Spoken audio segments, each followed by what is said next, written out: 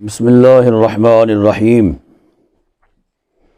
وَإِذَا طَلَّقْتُمُ النِّسَاءَ فَبَلَغْنَ أَجَلَهُنَّ فَامْسِكُوهُنَّ بِمَعْرُوفٍ أَوْ سَرِّحُوهُنَّ بِمَعْرُوفٍ۔ اور جب طلاق دو تم عورتوں کو، فَبَلَغْنَ أَجَلَهُنَّ پس پہنچ جائے عدت ان کی یا میعاد ان کی، یا پوری ہو جائے ان کی میعاد، فَأَمْسِكُوهُنَّ بِمَعْرُوفٍ تو پس روک لو ان کو بھلائی کے ساتھ، او سرحوہن بمعروف یا چھوڑ دو ان کو بھلائی کے ساتھ۔ وَلَا تُمْسِكُوهُنَّ ضِرَارًا لِتَعْتَدُوا اور نہ روکو ان کو نقصان دینے کے لیے، ضرر کے لیے، ضِرَارًا لِتَعْتَدُوا تاکہ تم حد سے بڑھو۔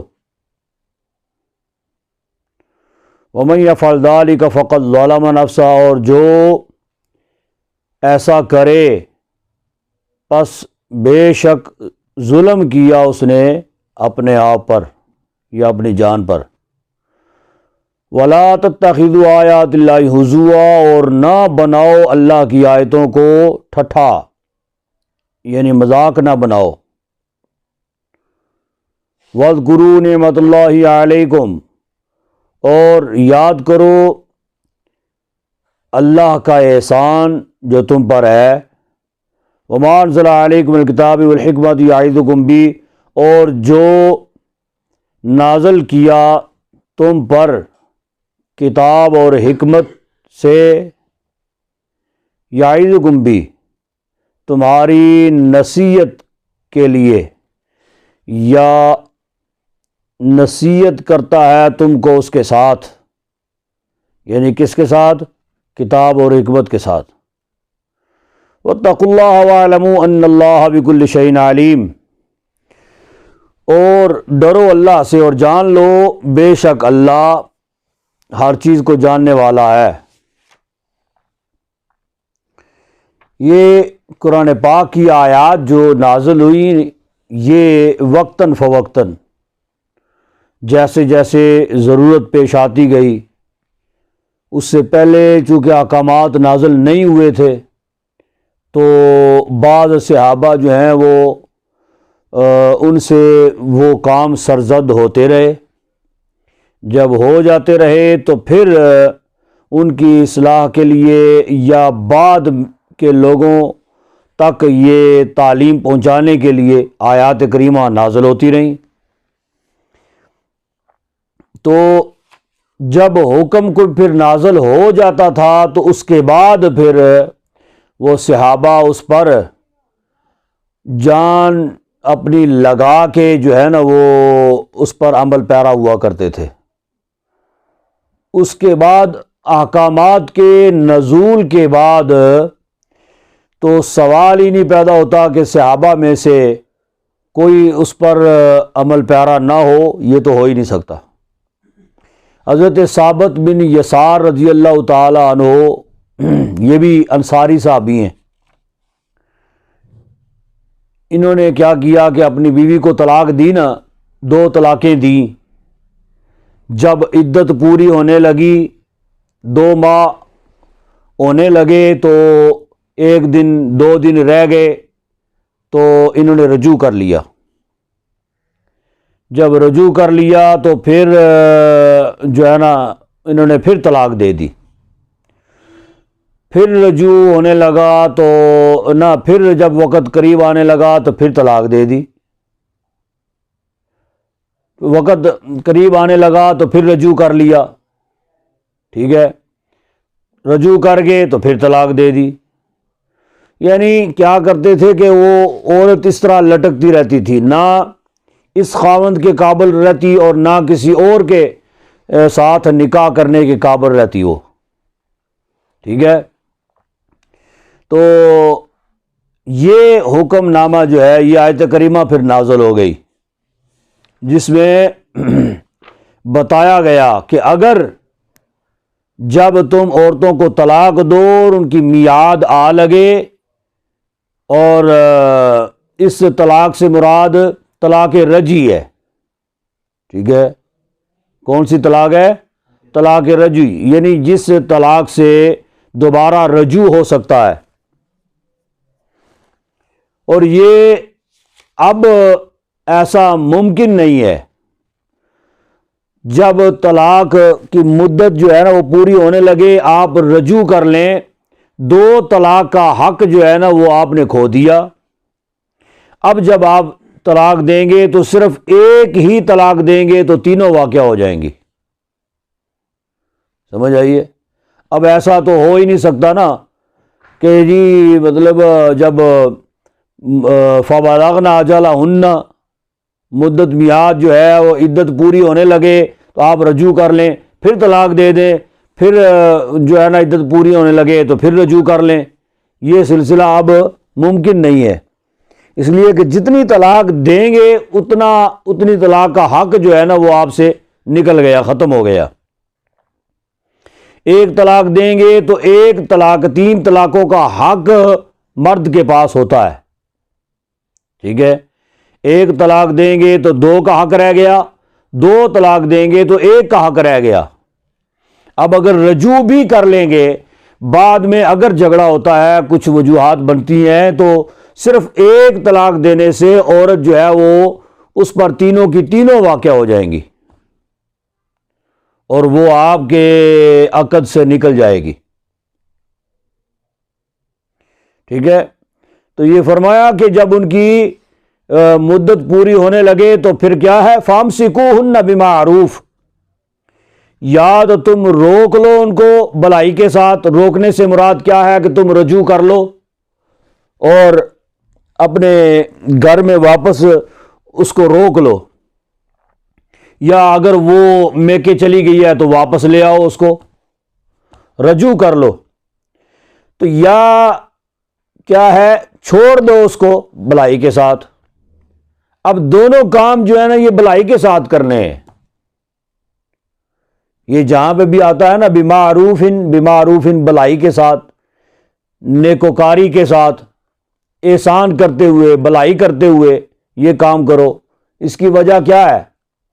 اس کی وجہ یہی ہے کہ اگر تم روک لو ان کو تو پھر بھی بھلائی کے ساتھ ہی یہ کام کرو، یعنی تمہارا نظریہ جو ہے نا یہ اچھائی کا ہونا چاہیے، ٹھیک ہے، کہ میں اب نیت یہ کرو کہ اب میں اگر رجوع کروں تو میں اب دوبارہ ایسی کوئی نوبت اللہ کرے تو نہ ہی آئے اور مجھے دوبارہ جو ہے نا وہ طلاق دینی پڑے۔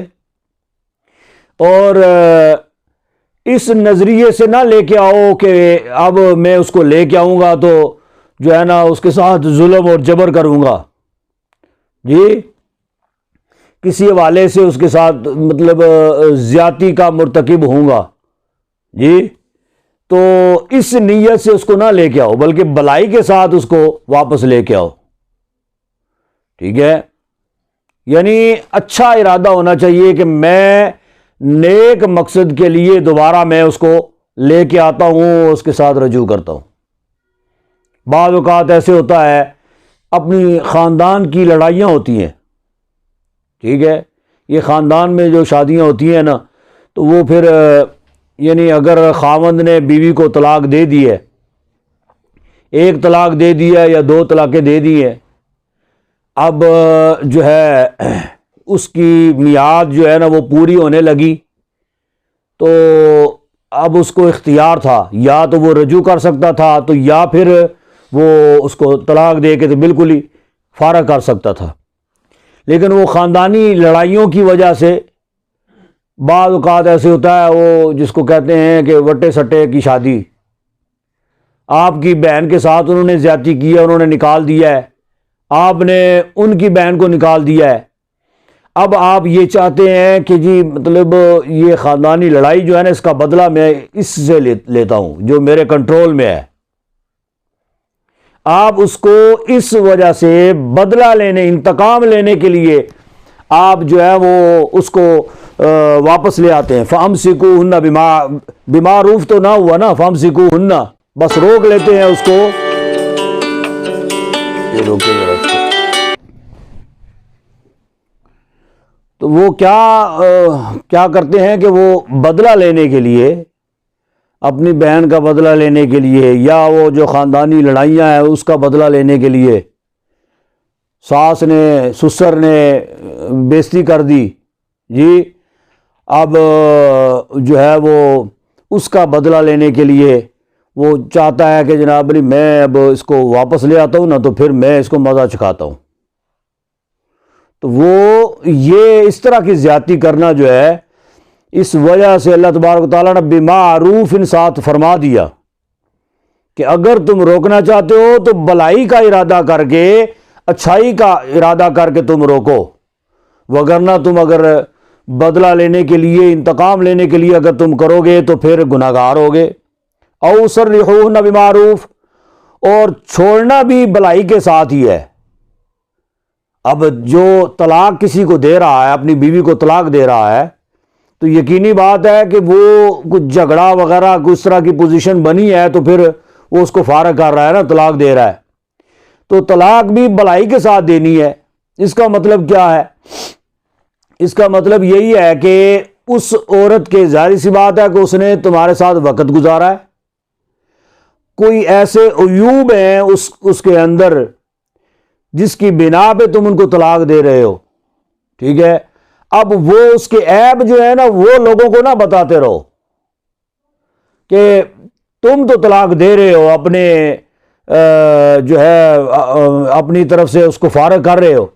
اب ایسا نہ ہو کہ تم اس کے عیب لوگوں کو, اپنے دوستوں یاروں کو, اہل محلہ کو, اس کے رشتہ داروں کو بتانا شروع کر دو کہ اس میں یہ برائی ہے, اس میں یہ بیماری ہے, اس میں یہ فلاں عیب ہے.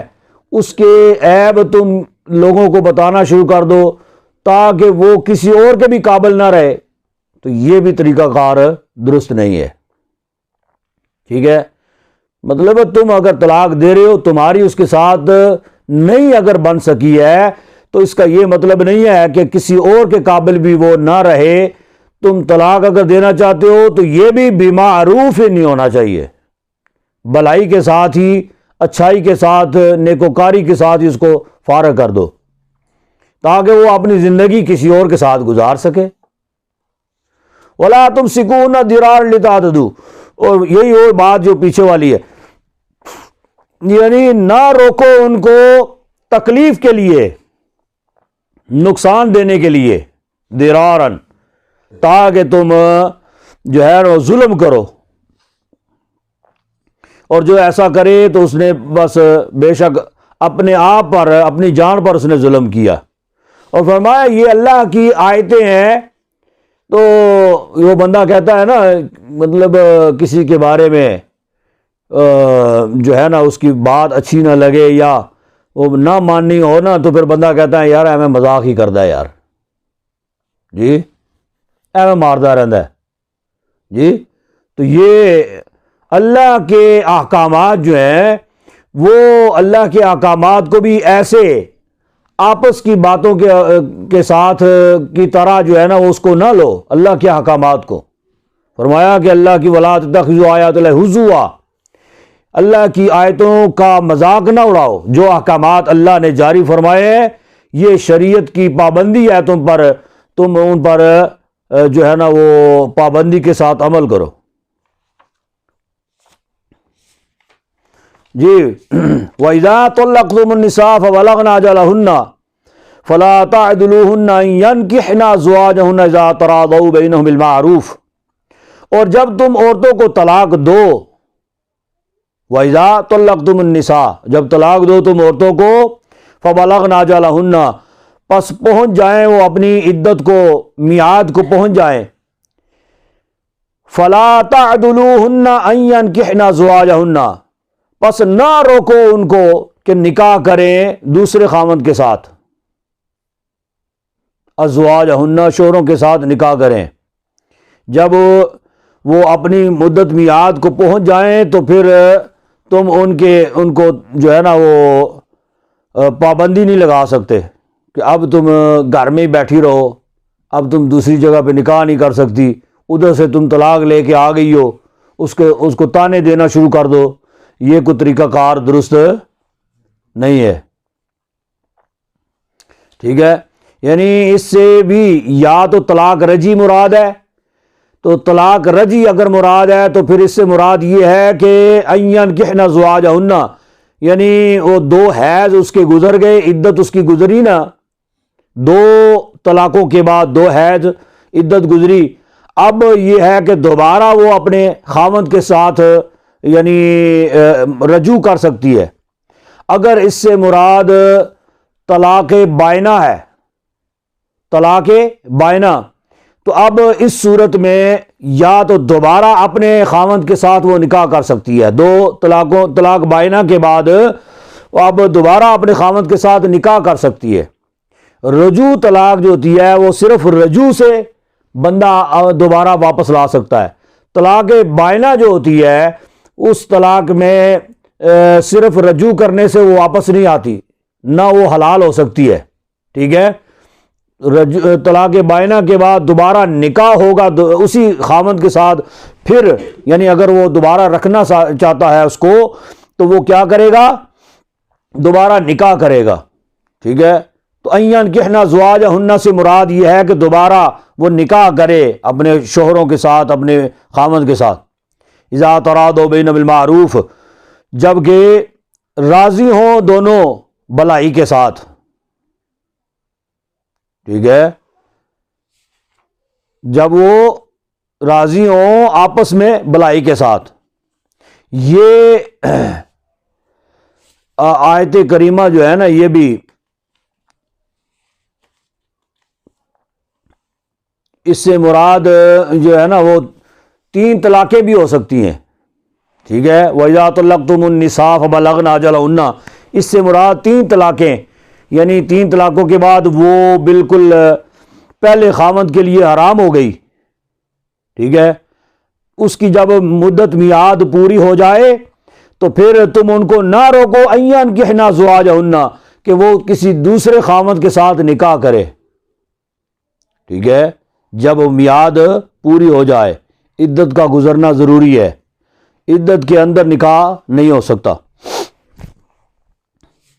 ذالک یوعظ بہ من کان منکم یؤمن باللہ والیوم الآخر، یہ نصیحت ہے اس کو جو ہو تم میں سے ایمان رکھتا یا ایمان لاتا اللہ پر اور آخرت کے دن پر۔ ذالکم ازکیٰ لکم واطہر، یہ تمہارے لیے ستھرا ہے، یہ ازکیٰ ستھرا ہے، لکم تمہارے لیے، واطہر اور پاکیزہ ہے، ٹھیک ہے۔ واللہ یعلم وانتم لا تعلمون، اور اللہ جانتا ہے تم نہیں جانتے۔ حضرت معقل بن یسار رضی اللہ تعالیٰ عنہ، ان کی بہن جمیلہ جو ہیں، یہ حضرت ان کے چچا زاد بھائی تھے، حضرت عبداللہ بن عاصم رضی اللہ تعالیٰ عنہ ان کے عقد میں تھی۔ یہ خود عبداللہ جو تھے، عبداللہ بن عاصم، یہ بہت نیک انسان تھے، اچھے بندے تھے، یہ بہت نیک تھے۔ اتفاقاً دونوں کی آپس میں جو ہے نا وہ نہ بن پڑی، بے اتفاقی ہو گئی، جی ناچاکی ہو گئی دونوں کی۔ اب ان کی عالیہ جو ہیں جمیلہ، انہوں نے مطلب عبداللہ نے اپنی بیوی کو جمیلہ کو طلاق دے دی۔ جب طلاق دی تو یہ اپنے بھائی کے گھر آ گئیں، یعنی معقل بن یسار رضی اللہ تعالیٰ عنہ ان کے گھر میں آ گئیں۔ اب انہوں نے قسم اٹھا لی کہ میں اپنی بیوی کو دوبارہ جو ہے نا اپنے مطلب بہنوئی کے ساتھ اس کے عقد میں نہیں دوں گا، اس کے عقد میں نہیں دوں گا۔ اب یہ یا تو وہ انہوں نے 2 طلاقیں دی تھیں رجی، اور وہ رجوع کرنا چاہتے تھے، انہوں نے پیغام بھیجا، تو اس کو بھیجو یار، انہوں نے پیغام بھیجا تو جو ہے نا رکو یار کہ تو انہوں نے یا تو وہ 2 طلاقیں دی تھی تو رجوع کرنا چاہتے تھے، تو یا پھر جو ہے وہ طلاق بائنہ دی تھی تو دوبارہ پھر جو ہے نا وہ نکاح کا ارادہ رکھتے تھے۔ پیغام بھیجا انہوں نے معقل بن یسار کی طرف کہ میں جو ہے دوبارہ نکاح کرنا چاہتا ہوں۔ انہوں نے کہا کہ جی میں نے تو قسم اٹھا لی ہے، اب تو میں سوال ہی نہیں پیدا ہوتا کہ میں اپنی بہن کو تمہارے عقد میں دوں یا اس کا نکاح تمہارے ساتھ دوبارہ کروں، ہو ہی نہیں سکتا، میں نے قسم اٹھا لی ہے۔ یہ آیت کریمہ پھر یہ اس موقع پر نازل ہوئی، ٹھیک ہے، جس میں فرمایا گیا کہ یہ آپس کی یہ قسمیں جو ہیں نا ہر جگہ پہ فٹ نہ کیا کرو۔ یہ اگر وہ بھلائی کے ساتھ دوبارہ وہ آباد کرنا چاہتا ہے اپنی بیوی کو اپنے گھر میں، جی نیکوکاری کے ساتھ اچھائی کے ساتھ وہ آباد کرنا چاہتا ہے، تو پھر تم جو ہے نا ان قسموں کی وجہ سے اپنی جو ہے نا بہنوں کو نہ بھیجو، یہ کوئی طریقہ کار ٹھیک نہیں ہے، ٹھیک ہے۔ جب انہوں نے یہ سنا نا تو انہوں نے پھر قسم کا کفارہ دیا، اپنی بہن کو دوبارہ ان کے عقد میں ان کے نکاح میں دیا، ٹھیک ہے۔ تو لہٰذا یعنی ایسے کام جو دوسروں کے نقصان کا ذریعہ بنے ان پر قسم اٹھانا یہ بھی درست بات نہیں ہے۔ تو یہ فرمایا کہ جب ان کی عدت گزر جائے تو عورتوں کو جو ہے نا دوبارہ نکاح کرنے سے تم نہ روکو۔ اگر وہ دوبارہ اپنے خاوند کی طرف جانا چاہتی ہیں، خاوند رابطہ کر رہا ہے اور وہ اپنی بیوی کو رکھنا چاہتا ہے، تو پھر تم ان کے گھر کو آباد کرو۔ گھر کی آبادی کے حوالے سے جو بھی کردار ادا ہو سکتا ہے وہ ادا کرنا چاہیے۔ والوالدات یرضعن اولادهن حولین کاملین لمن اراد ان یتم الرضاعہ، اور مائیں دودھ پلائیں اپنی اولاد کو حولین کاملین پورے 2 سال، لمن اراد ان یتم الرضاعہ واسطے ان کے جو ارادہ کرے کہ پوری کرے گا رضاعت، شیر خارگی، یعنی دودھ پلانے کی مدت جو پوری کرنا چاہتا ہے، اس کے لیے لازم کیا ہے کہ وہ پورے 2 سال جو عورت یہ چاہتی ہے یعنی اپنی اولاد کو یہ رضاعت کی مدت پوری کرنا چاہتی ہے، وہ 2 سال دودھ پلائے۔ تو وَعَلَى الْمَوْلُودِ لَهُ رِزْقُهُنَّ وَكِسْوَتُهُنَّ بِالْمَعْرُوفِ، اور اوپر اس کے یعنی واسطے بچے کے، یعنی جس کا بچہ ہے، لہو اس کے لیے جس کا بچہ ہے، یعنی اس کی ماں جو ہے، ٹھیک ہے، ماں جو ہے دودھ پلانے والی جو ہے اس کے لیے رزقہن کھانا ہے، رزق ہے ان کا، وکسوتہن اور ان کے کپڑے، لباس ان کا، ٹھیک ہے، بالمعروف بلائی کے ساتھ یا حسب دستور۔ یہ وہ والی، چونکہ پیچھے طلاق کا بیان چل رہا ہے نا، تو یہ وہ والی عورت ہے جس کے خاوند نے اس کو طلاق دے دی ہے اور وہ اپنے گھر میں عدت گزار رہی ہے، ٹھیک ہے، خاوند نے طلاق دی اور وہ حاملہ تھی، اب اس کی عدت جو ہے وہ کیا ہے؟ وضع حمل، ٹھیک ہے، چاہے 1 ماہ عمل کو ہوا تھا تو 9 ماہ تک اس کی عدت ہے، اگر چند ماہ گزرے تھے اس کے عمل کو، اب جتنے مہینے بقایا رہ گئے وہ اس کی عدت ہے، ٹھیک ہے، جب تک بچہ پیدا نہیں ہوتا وہ عدت کے اندر ہے، ٹھیک ہے نا۔ تو اب بچہ پیدا ہونے کے بعد اس بچے کی رضاعت کا مسئلہ ہے، اس بچے نے دودھ بھی پینا ہے، ٹھیک ہے، اس بچے کو وہ ماں جو ہے نا وہ 2 سال تک دودھ پلائے گی. 2 سال تک کا خرچہ جو ہے وہ اس پچھلے خاوند کے اوپر ہے. وَعَلَى الْمَوْلُودِ لَهُ رِزْقُهُنَّ وَكِسْوَتُهُنَّ بِالْمَعْرُوفِ. اس کا خرچہ، کھانے پینے کا خرچہ اور اس کے لباس کا خرچہ. یعنی بالمعروف سے مراد کیا ہے؟ یعنی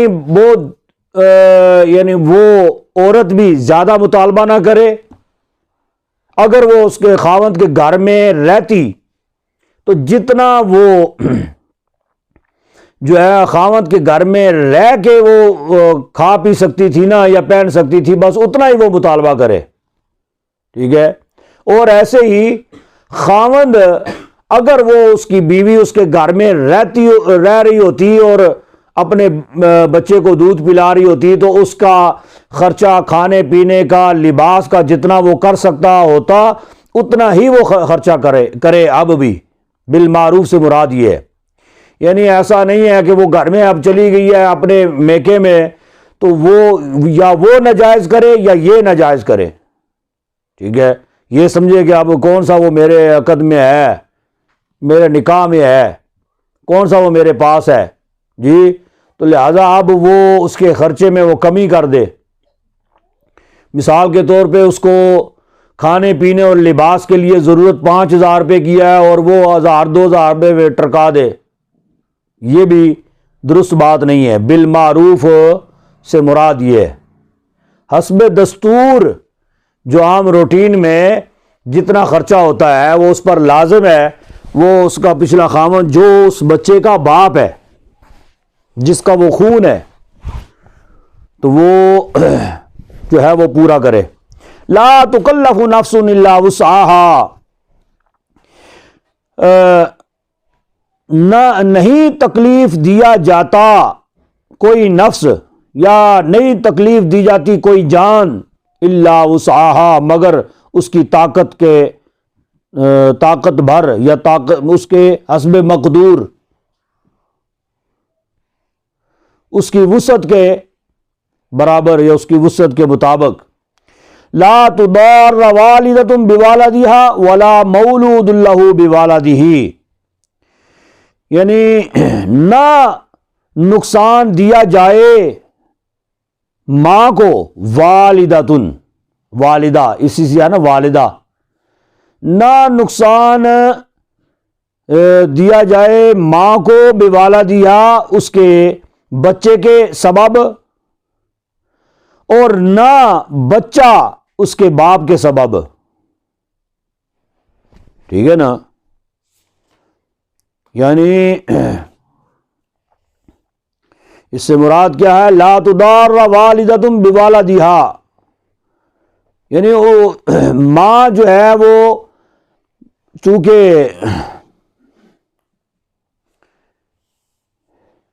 نہ نقصان پہنچائے ماں اپنے شوہر کو بچے کے ذریعہ سے. وہی بات وہ پچھلی جو میں نے کی ہے نا، یعنی ماں جو ہے وہ بھی نقصان نہ دے اپنے خاوند کو، اور خاوند جو ہے وہ بھی نقصان نہ دے اس بچے کی ماں کو. ٹھیک ہے. کسی بھی حوالے سے. اب یہ نہیں ہے کہ وہ آپس میں نکاح میں نہیں ہے، وہ الگ رہتی ہے اور یہ الگ رہتا ہے، وہ اپنے میکے میں ہے اور یہ اپنے گھر میں ہے، تو لہذا اب جو ہے نا وہ بچہ جو ہے وہ تو جیسے جتنا اس کا بیٹا ہے اتنا اس کا بیٹا ہے. ٹھیک ہے. نہ اس بچے کا کوئی قصور ہے. بچہ جو ہے اس کی پرورش تو پھر دونوں پر لازم اور ضروری ہے نا. نہ اس بچے کا قصور ہے اور نہ اس بچے کی وجہ سے اس کی ماں کو نقصان دیا جائے اور نہ اس بچے کی وجہ سے باپ کو نقصان دیا جائے.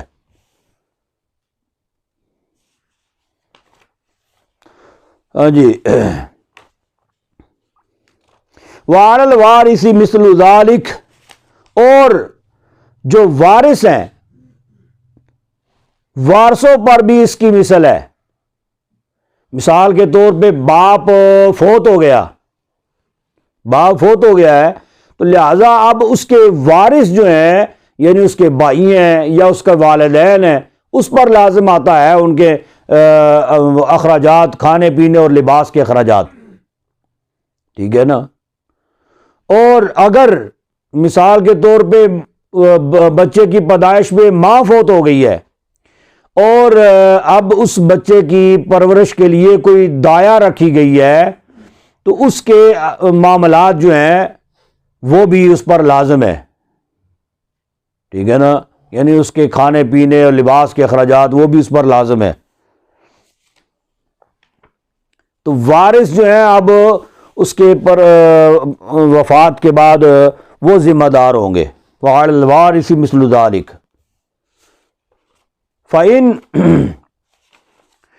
فَإِنْ أَرَادَا فِصَالًا عَنْ تَرَاضٍ مِّنْهُمَا وَتَشَاوُرٍ فَلَا جُنَاحَ عَلَيْهِمَا، پس اگر ارادہ کریں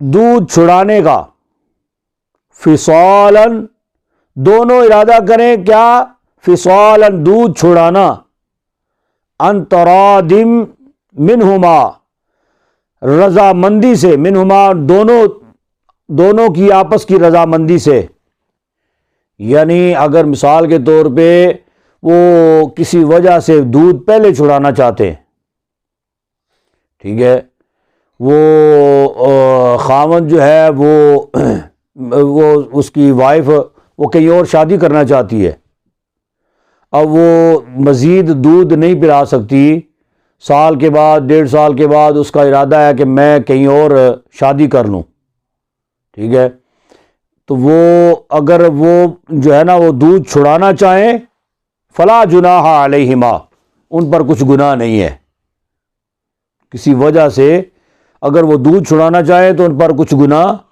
نہیں ہے۔ اور وَإِنْ أَرَدْتُمْ أَنْ تَسْتَرْضِعُوا أَوْلَادَكُمْ فَلَا جُنَاحَ عَلَيْكُمْ إِذَا سَلَّمْتُمْ مَا آتَيْتُمْ بِالْمَعْرُوفِ، اور اگر تم ارادہ کرو، تم چاہو، ان تسترضعوا کہ دودھ پلاؤ، اولادکم اپنی اولاد کو،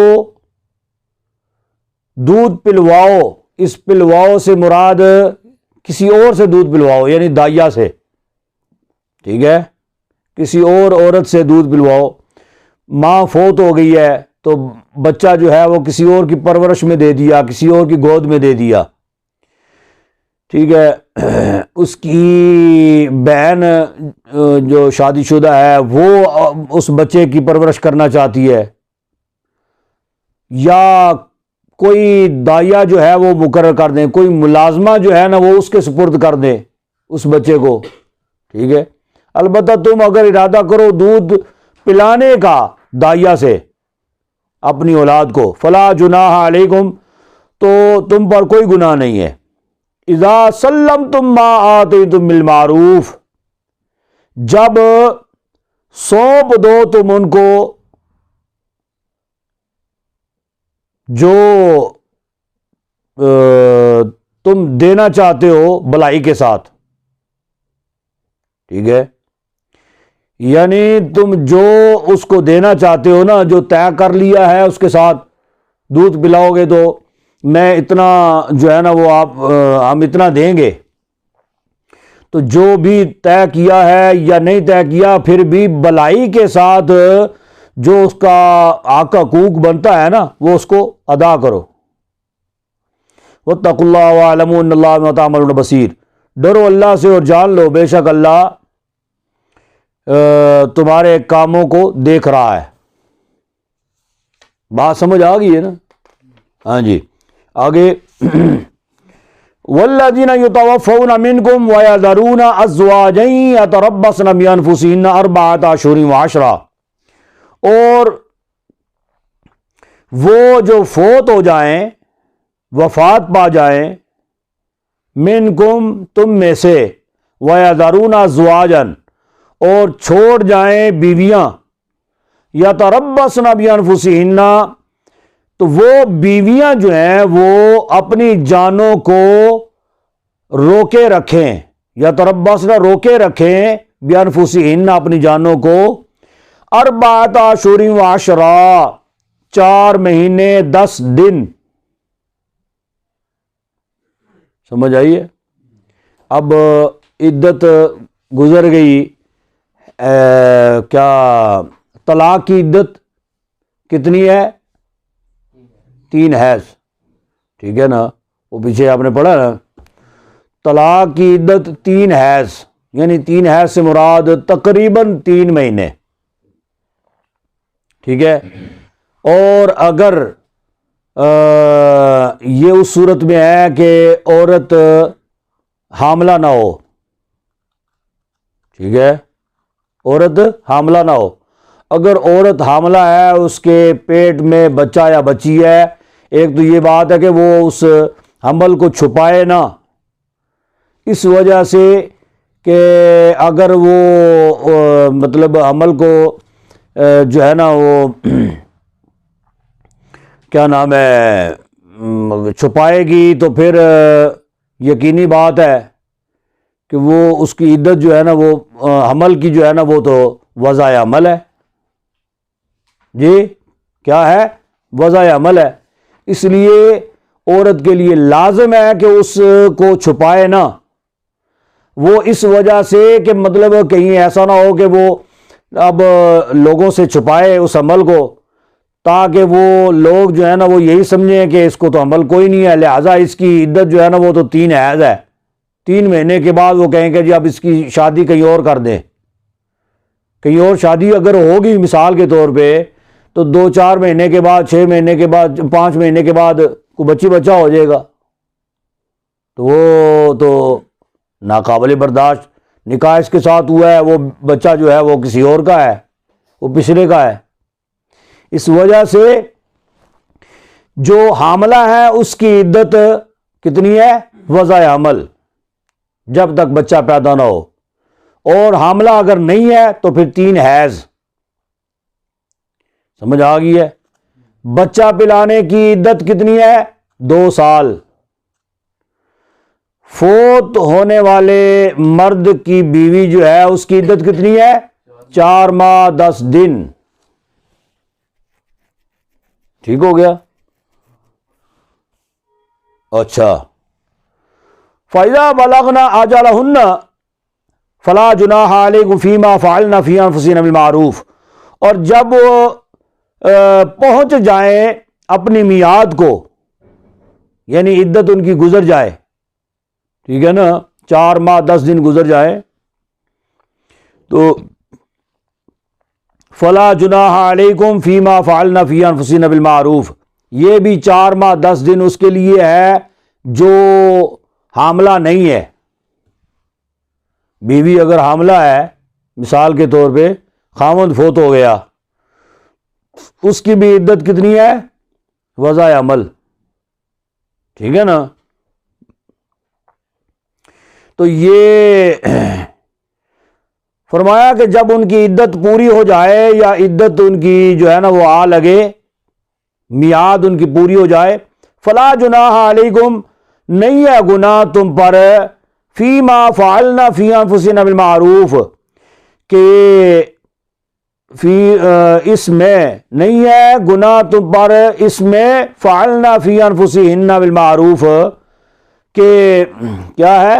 کریں اپنی جانوں کے لیے بھلائی کے ساتھ، یعنی اپنا معاملہ جو ہے وہ کر لیں شرع کے مطابق، یا بھلائی کے ساتھ، یا یعنی موافق شرع وہ اپنے معاملات کریں۔ اپنے معاملات کرنے سے مراد کیا ہے؟ یعنی جب عدت ان کی پوری ہو جائے تو اب وہ کسی اور کے نکاح میں جا سکتی ہے، ٹھیک ہے، وہ ان کو ورثاء جو ہیں وہ نہ روکیں۔ واللہ بما تعملون خبیر، اللہ کو تمہارے کاموں کی خبر ہے، ٹھیک ہے۔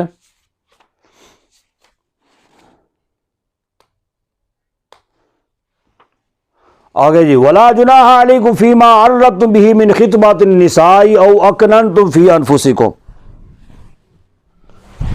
اور نہیں ہے گناہ تم پر اس میں، فیما اس میں، عرضتم به من خطبۃ النساء، کہ کنایا سے پیغام نکاح دو عورت کو۔ الرتم سے مراد یہ ہے یعنی اشارتن تم پیغام دو عورت کو،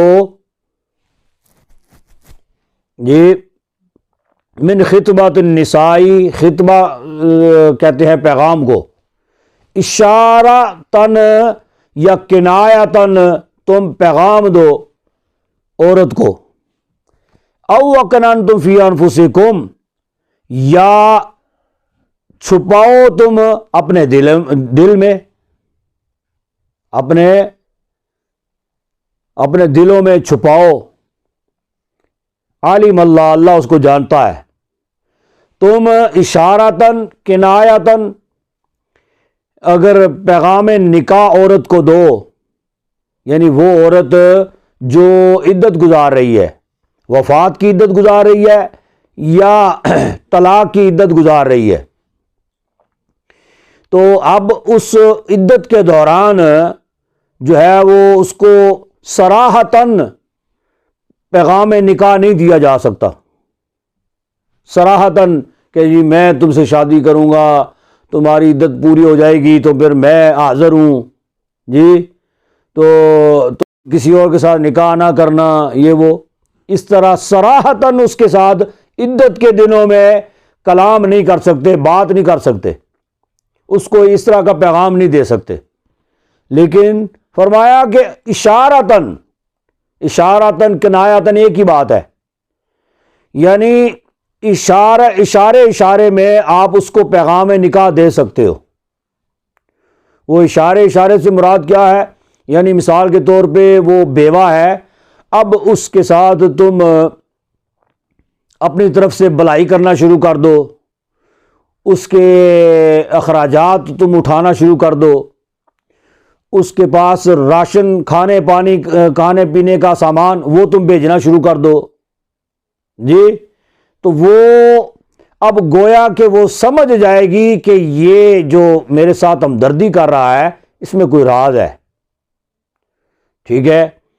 تو جو آپ اس کے ساتھ اس طرح کی ہمدردی اگر کرو گے نا، وہ گویا کہ اشارتاً اس کو نکاح کا پیغام ہے، ٹھیک ہے۔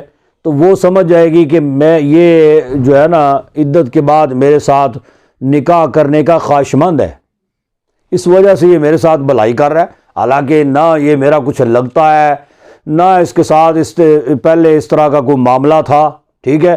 تو اب یہ جو اتنی خیر خواہی کر رہا ہے اس میں کوئی راز ہے۔ فرمایا کہ یہ تم اشارتاً یا کنایتاً تم اس کو پیغام نکاح اگر دو تو اس میں کچھ حرج نہیں ہے، اس میں کچھ گناہ نہیں ہے، یا تم اپنے دل میں چھپاؤ، ظاہر نہ کرو، ٹھیک ہے، لیکن تمہارا ارادہ ہو کہ میں اس بیوہ کو جو ہے نا اپنے نکاح میں لینا چاہتا ہوں، تم اپنے دل میں یہ بات چھپا کے رکھو۔ عالم اللہ انکم ستذکرونہن ولکن لا تواعدون سرا الا ان تقولوا قولا معروفا۔ فرمایا کہ اللہ جانتا ہے کہ اب تم ذکر کرو گے ان کا، ستذکرونہن ان قریب تم ذکر کرو گے ان کا، ٹھیک ہے، ولکن لا تواعدون یعنی اس کے ساتھ چلے صراحتاً یا نہ اپنا اشارتاً تم کرنا چاہتے تھے نا، وہ تم نہیں کر سکے، اور صراحتاً تم ذکر کر نہیں سکتے۔ اب کیا ہے کہ تم اپنے دل میں وہ بات لے کے بیٹھ گئے ہو، یا تمہارے دل میں یہ تمنا ہے، تم خواہش رکھتے ہو، اور پھر اس کا ذکر جو ہے وہ تم کسی اور کے ساتھ کرتے ہو کہ میں اس کو اپنے نکاح میں لینا چاہتا ہوں یا اس کے ساتھ میں نکاح کرنا چاہتا ہوں۔ وَلَٰكِن لَا تُوَاعِدُوهُنَّ سِرًّا، اور لیکن نہیں، نہ تم وعدہ کرو ان کے ساتھ، ٹھیک ہے، ان سے خفیہ وعدہ، سرًّا، ان کے ساتھ تم در پردہ جو ہے، سرًّا او علانیتاً ہے نا، وہ پیچھے جو گزرا یعنی اعلانیہ یہ چھپا ہوا. وَلَٰكِن لَا تُوَاعِدُهُنَّ، نہ تم وعدہ کرو ان سے سرًا در پردہ، إِلَّا أَن تَقُولُوا قَوْلًا مَّعْرُوفًا، کہ اتنی ہی بات کہو جو شرع کے موافق ہے، جس کی شرع اجازت دیتا ہے نا کہ تم اشارتاً کنایتاً کوئی پیغام نکاح کا بھیجنا چاہو، اس میں کچھ حرج نہیں ہے، لیکن تم زیادہ اس کے ساتھ وعدے کرنا شروع کر دو، جی مطلب وہ کہے میں تمہارے ساتھ نکاح کروں گا، عدت گزر لے نا میں نکاح کروں گا، وہ کہے نہیں پتہ نہیں کرو گے یا نہیں میں وعدہ کرتا ہوں، قسمیں اٹھا لے میں کروں گا. ہو سکتا ہے کہ بعد میں وہ نہ کر سکے، وہ نہ اگر کر سکے تو پھر اس کی جو دل آزاری ہونی ہے، اس وجہ سے شریعت نے ساری باتیں قرآن پاک نے کھول کے رکھ دی ہیں. فرمایا کہ تم کھل کر جو ہے نا یہ اس طرح وعدہ شادہ جو ہے نا یہ بھی تم نہ کرو، جو معروف بات جو شریعت نے جس حد تک اجازت دیا بس اتنی ہی کرو. وَلَا تَعْزِمُوا عُقْدَةَ النِّكَاحِ حَتَّى يَبْلُغَ الْكِتَابُ أَجَلَهُ، اور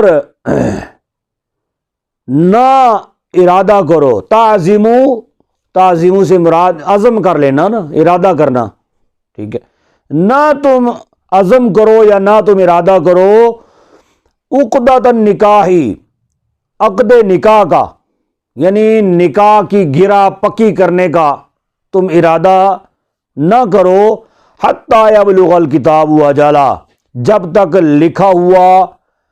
تک پہنچ جائے لکھا ہوا آجالہ یعنی میعاد کو، اپنے وقت مقررہ کو پہنچ جائے، یعنی جب تک اس کی میعاد مدت جو ہے یا اس کی عدت وہ پوری نہ ہو جائے، اس وقت تک تم یہ جو ہے نا عقد نکاح کا ارادہ نہ کرو.